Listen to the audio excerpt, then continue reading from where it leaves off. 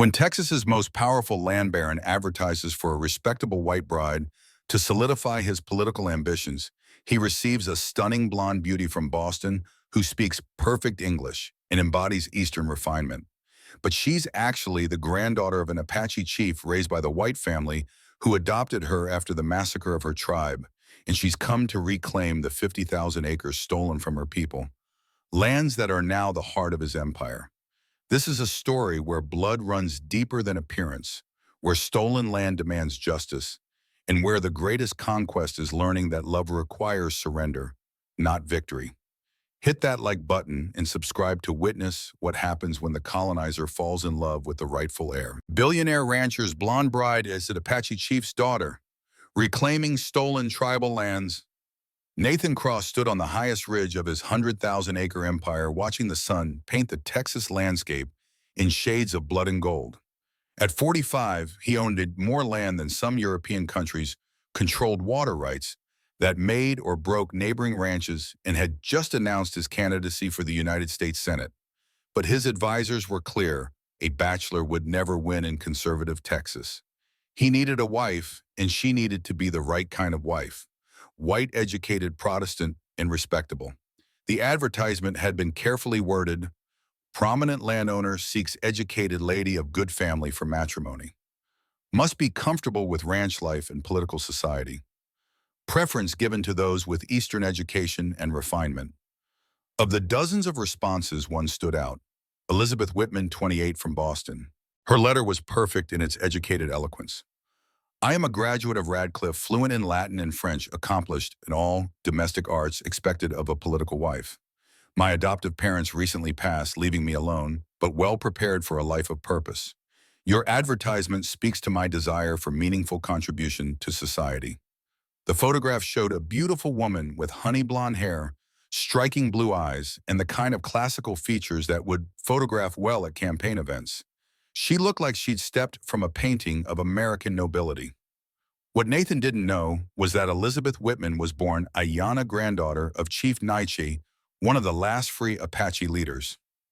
Her tribe had been massacred when she was 3 in a valley that was now the heart of Nathan's ranch. A missionary couple, the Whitmans, had found her hiding among the bodies, her pale skin and light hair, inherited from a captive white grandmother, allowing them to raise her as their own. The train arrived in Amarillo on a day when dust devils danced across the plains like the ghosts of warriors. Nathan waited in his finest suit, the one that made him look like the senator he intended to become. When Elizabeth stepped onto the platform, he felt his breath catch. She was more stunning in person, moving with a grace that seemed both refined and somehow wild. Her blue eyes met his with an intensity that made him unconsciously straighten. Miss Whitman. He removed his hat, a gesture of respect he rarely offered. Mr. Cross? Her voice was perfectly cultured, but something in the way she looked at the landscape beyond him suggested she was seeing more than just land. Welcome to Texas. Welcome back, you mean? I was born here. Nathan's eyebrows rose. Your letter said Boston. I was raised in Boston, but I was born in Texas. Near here, actually. Where exactly? Elizabeth's eyes never left his. A valley about 50 miles south. Beautiful place. Sacred, some might say. Nathan's blood chilled slightly. 50 miles south was Sangre Valley, where the Apache had made their last stand, where his father had led the militia that had claimed the land. That's part of my ranch now, he said carefully. Yes, I know. The ride to the Cross Ranch took 4 hours through landscape that alternated between harsh beauty and beautiful harshness. Elizabeth watched everything with an attention that seemed more like recognition than observation. You know this land, Nathan observed. I dream about it. Have since I was a child. My adoptive mother said it was because I was born here that land calls to blood. Poetic notion. Or genetic memory. Science is discovering that trauma and connection can be inherited. And which did you inherit, trauma or connection? Both, Mr. Cross, very much both. The ranch headquarters sprawled across a valley that had once been Apache winter grounds. The main house was built from stones that had once been part of a native sacred site, though Nathan didn't know this. Elizabeth did. She recognized the specific way certain stones were shaped, the orientation that honored the 4 directions. It's magnificent, she said. and Nathan heard pain rather than admiration. My father built it, said this was the most beautiful valley in Texas. He was right. The Apache thought so too. Nathan looked at her sharply. You've studied local history. Extensively, one should know the full story of where one intends to live. Mrs. Garrett, Nathan's housekeeper, greeted them with barely concealed disapproval. She'd been with the family for 40 years, had known Nathan's father remembered the Indian Wars. Your room, miss, she said, leading Elizabeth to a suite that overlooked the valley. Elizabeth stood at the window for a wine-stained moment, her hand pressed to the glass. Below, she could see the creek where her mother had hidden her among the reeds, the cottonwood grove where her grandfather had made his last stand, the meadow where the mass grave had been dug. Are you well, Mrs. Garrett asked, noticing her pallor. Yes, just the altitude. I need to adjust. That evening, Nathan gave her a tour of the house, ending in his study where maps covered every wall, surveys, deeds, documentation of his empire. This is impressive, Elizabeth said, studying a map dated 1882. This shows the original Mexican land grants. Before that, actually, before Texas was even American. But not before it was Apache. Nathan turned to look at her. The Apache were nomadic. They didn't own land in the legal sense. Legal according to whose law? The only law that matters. The one backed by force. Ah, yes. Might makes right. The American way. You sound disapproving for someone who answered an advertisement to marry into this empire. Elizabeth smiled, but it didn't reach her eyes. Perhaps I'm interested in the empire for reasons beyond personal gain, such as Justice Mr. Cross, historical justice. Before Nathan could respond, she'd moved to another map. This one's interesting. It shows water sources. Some of these springs aren't on modern maps. How would you know that? Lucky guess. But it wasn't. Elizabeth knew because her grandmother had taught her daughter, who had whispered the stories to Ayana in those 3 years before the massacre. Sacred springs, hidden caves, places of power that the white maps would never show. That night, Elizabeth walked the grounds alone despite Nathan's warnings about safety. She found the old cottonwood tree massive and ancient, where her grandfather had carved symbols that were now grown over but still visible if you knew where to look. She pressed her hand to the bark and whispered in Apache words she'd learned from dreams and genetic memory, and the one old woman in Boston who'd recognized what she was and taught her in secret. I have returned, grandfather. Your blood walks this land again. The wedding was set for 2 weeks hence, a timeline that raised eyebrows, but which Nathan's political needs demanded. Elizabeth proved herself the perfect fiancée, charming his business associates, demonstrating her political acumen, and managing the household with an efficiency that even won over Mrs. Garrett. But at night, she continued her walks, mapping the land with her feet, remembering with her blood. She found the hidden spring where warriors had once prayed before battle, the cave where sacred items had been hidden and might still remain, the ridge where signal fires had burned for 1,000 years. You're cataloging something, Nathan said one evening, finding her making notes in a leather journal. Learning my new home. It looks more like reconnaissance. Elizabeth looked up at him with those blue eyes that held depths he couldn't fathom. Isn't all courtship reconnaissance? We're both evaluating whether this arrangement serves our purposes. And does it serve your purposes? Better than you could imagine. Nathan sat beside her, closer than propriety allowed. You're not what I expected. What did you expect? Someone simpler, someone who wanted security and status. And what did you get? Someone with secrets, someone who looks at my land like she's seeing ghosts. All land has ghosts, Nathan. The question is whether we honor them or ignore them. The Apache. Elizabeth was quiet for a moment. Did you know that your valley was their most sacred wintering ground? That generations were born here, lived here, buried here? How could you know that? Records exist if you know where to look. Testimony from survivors, military reports, missionary accounts. Survivors. A few escaped the massacre, children mostly, hidden by their mothers, found by missionaries, and adopted by good Christian families, I suppose. Yes, raised to forget who they were, taught to be grateful for salvation. You sound bitter. Do I? How strange. I thought I sounded historically accurate. Nathan studied her profile in the lamplight. Who are you really, Elizabeth? I'm exactly who I claim to be. Elizabeth Whitman, raised in Boston, educated at Radcliffe. But, but names and education don't erase blood, and blood remembers Nathan. It remembers everything. The next day, while Nathan was inspecting cattle, Elizabeth rode to Sangre Valley with the ranch foreman Tom Martinez, whose own grandfather had been Mexican before Texas decided he wasn't. "You ride like someone born to it," Tom observed. "I was, just not the way people assume." They crested the ridge and Elizabeth saw it, the killing ground. Now it was prime pasture cattle grazing where her people had fallen. But the land remembered. She could feel it in the air, taste it in the dust. "This is where it happened," she said. It wasn't a question. Tom looked uncomfortable. "You know about that?" "Everyone knows, they just don't talk about it." Mr. Cross's father led the militia, said it was necessary for civilization. Civilization? Elizabeth laughed bitter as alkali water. "That's what they always call it when they steal what isn't theirs. You sound like you got personal stake in this." Elizabeth turned to him, and for a moment Tom saw something in her face that made him cross himself. "More personal than anyone knows." That evening, Nathan found her in his study examining a locked cabinet he'd never opened in front of anyone. "Those are private papers," he said. "Your father's journals from the Indian Wars." "How did you—" The lock was simple, and I needed to know. "Know what?" Elizabeth pulled out a journal open to a marked page. "Listen to this. Found a child among the dead. Light skin could pass for white. The Whitmans will take her. Better she never knows what she is." Nathan went very still. "That could be anyone." "It could be, except the date matches my birthday.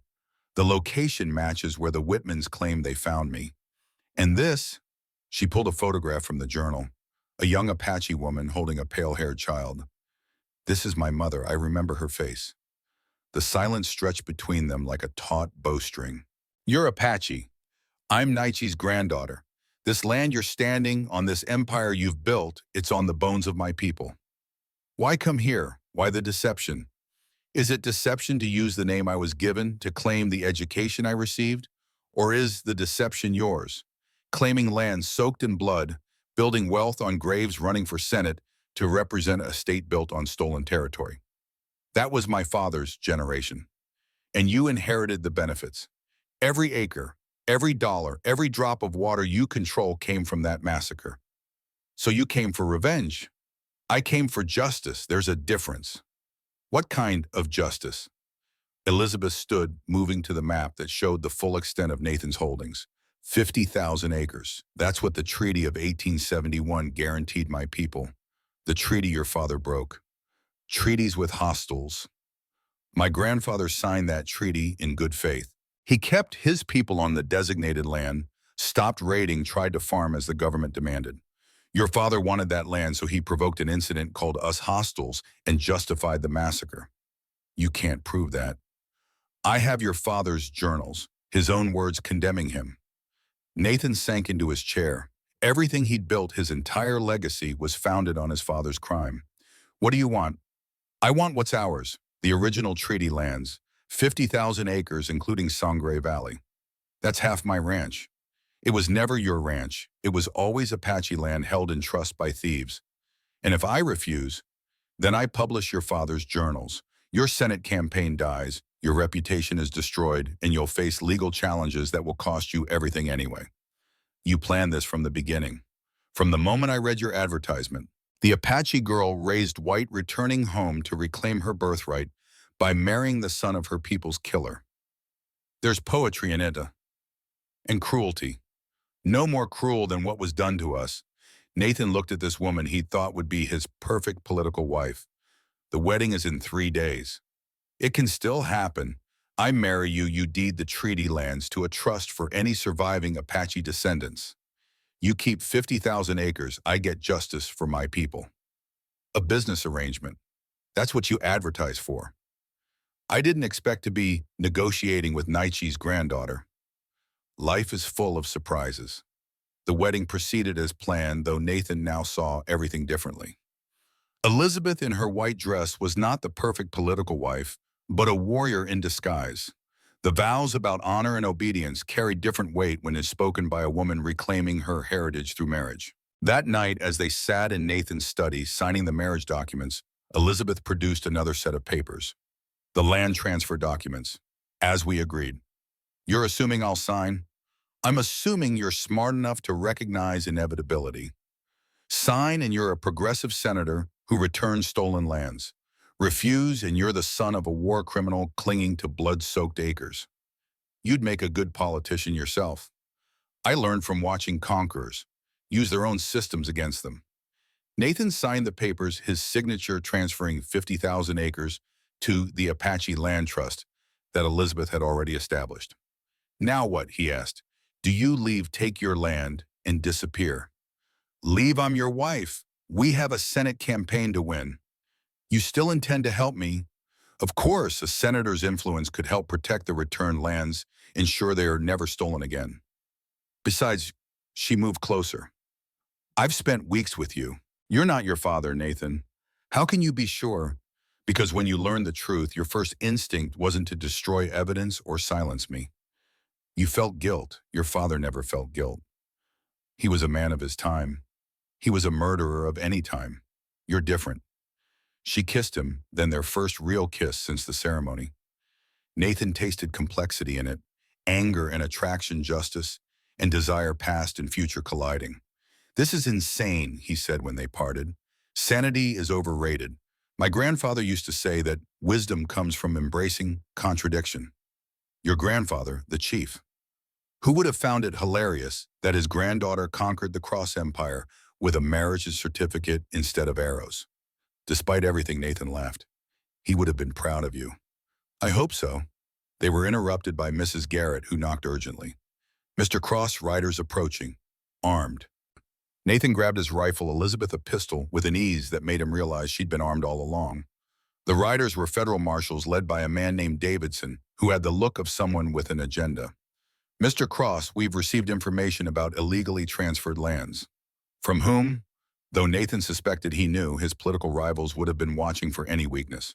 Anonymous source claims you're transferring lands to a hostile Indian under duress. Elizabeth laughed, the sound sharp as winter wind. Hostile Indian Marshall Davidson. I'm Elizabeth Whitman Cross, graduate of Radcliffe, member of the Boston Ladies' Aid Society. Exactly which part of that makes me hostile? The part where you're allegedly Apache. Allegedly based on what evidence? Davidson faltered. Looking at Elizabeth, blonde, blue-eyed, perfectly dressed as a senator's wife, the accusation seemed absurd. Our source says, your source is trying to derail my husband's Senate campaign with racist rumors. I was born in Texas, yes. Orphaned in the Indian Wars, yes. But raised by the good Christian Whitmans of Boston. Unless you have proof, otherwise you're trespassing. The land transfer is perfectly legal, Nathan interrupted. My wife convinced me that returning treaty lands to their rightful owners would demonstrate the kind of progressive leadership Texas needs in the Senate. It's called Justice Marshall. 50,000 acres is a lot of justice. It's exactly what the 1871 treaty specified. I'm honoring American law, not breaking it. Davidson looked between them, seeing a united front he hadn't expected. The federal government might have opinions about Indian lands. The federal government signed the treaty, Elizabeth said coolly. We're simply enforcing it decades late. Unless you'd like to go on record opposing the government's own treaties. The marshals left, but Nathan knew they'd be back. They'll dig deeper, he warned Elizabeth. Let them. My papers are perfect. Elizabeth Whitman, legally adopted, fully documented. The Apache girl Ayanna officially died in that massacre. But you know the truth. I know many truths. That I'm Apache, that I'm also Elizabeth, that I married you for the land, but somewhere along the way started caring about you. Elizabeth, Ayanna, which name do you prefer? Both, neither. I'm between worlds, Nathan. Always have been. And now I have a foot in both. The land for my people, the position to protect it. Over the following months, they campaigned together across Texas. Elizabeth was brilliant at it. Charming crowds deflecting questions about her background with practiced ease, supporting Nathan while subtly pushing progressive policies. But at night on the return lands, she taught Nathan the true history, showed him the sacred sites, explained the seasonal movements, shared the stories that survived in whispers and dreams. Your people lived here for thousands of years, he said one evening, standing where the massacre had happened, and will again. I've been contacted by other survivors' children who were taken and raised white. They're coming home. To farm ranch. To remember. To heal. To rebuild in new ways with old wisdom. And us, what are we building at Mom? Something unprecedented. A marriage between conqueror and conquered that transforms both. Nathan won the Senate race by a narrow margin. His land return had actually helped portrayed as visionary justice rather than weakness. Elizabeth became known in Washington as the most formidable political wife in Texas, maybe America. But it was on the ranch where the real work happened.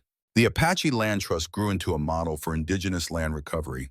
The returned acres became profitable through sustainable practices that combined traditional knowledge with modern technology. One evening, 5 years into their marriage, Elizabeth stood on the ridge overlooking both halves of the original ranch, Nathan's commercial empire and the Apache Trust lands. Any regrets, Nathan asked, joining her. How can I regret the path that brought my people home? Even though it brought you to the son of their killer, especially because of that, healing the worst wounds creates the strongest medicine. She was pregnant then, their first child, a mixing of bloodlines that would have been unthinkable a generation before. What will we tell our children? Nathan asked. The truth, all of it. That their great-grandfather on one side killed their great-grandfather on the other. That their mother is both Apache and white, both Ayanna and Elizabeth. That their father chose justice over inheritance. They'll be complicated children. They'll be bridge children, like their mother. The child was born at dawn in Sangre Valley with both a traditional Apache medicine woman and a modern doctor attending. They named her Hope in English and Ilthida in Apache. New beginning. She has your eyes, Nathan said, looking at his daughter's striking blue gaze. And your stubborn chin. She'll need both to navigate her worlds. As years passed, more Apache descendants returned to the trust lands. Elizabeth revealed her true identity, gradually, carefully allowing the community to accept it at their own pace. Some of Nathan's allies abandoned him, but others were drawn to the courage of their story. You could have destroyed me, Nathan said one day, watching Elizabeth teach their daughter Apache words alongside English. Destruction is easy. Transformation is hard. My grandfather knew this. He tried to transform his people to survive the white world. He failed then, but maybe we're succeeding now. By hiding in plain sight. By being fully both things, I'm not hiding anymore. I'm Elizabeth Whitman Cross Radcliffe, graduate senator's wife mother. I'm also Ayanna, granddaughter of Naichi, keeper of stories, protector of the land. The contradiction is the strength. Nathan had learned to see the land differently through her eyes. Not as property to be owned, but as a living entity to be partnered with. His remaining 50,000 acres became a model of sustainable ranching that honored both profit and preservation. When their son was born 2 years later, they named him Nathan Naichi Cross, carrying both lineages in his name. He'll never have to choose Elizabeth said, nursing the baby while their daughter played with Apache dolls Mrs. Garrett had learned to make. Neither will they have to hide who they are. No, they'll be the first generation that can be wholly themselves. 20 years later, when Nathan retired from the Senate, their daughter Hope would take his place, the first openly mixed Apache white senator from Texas.